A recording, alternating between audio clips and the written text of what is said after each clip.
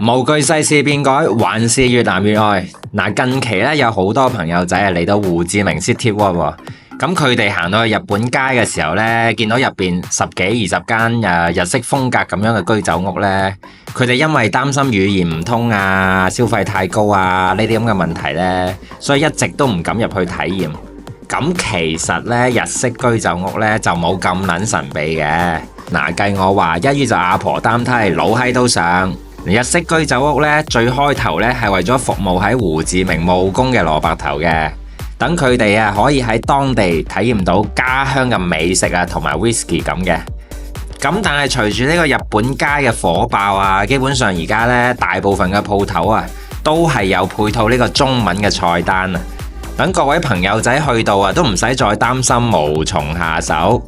咁嚟到居酒屋嘅門口咯，一般呢啲品酒師傅就會湧晒出嚟，好撚熱情咁將你帶入個鋪頭入邊。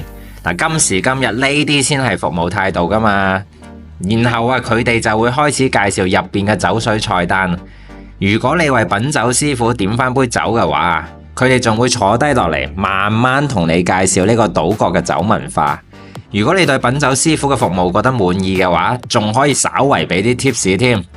咁成晚流流長咯，若果同師傅促膝長談完都仲係對知識未了解通透嘅話，都唔使擔心嘅。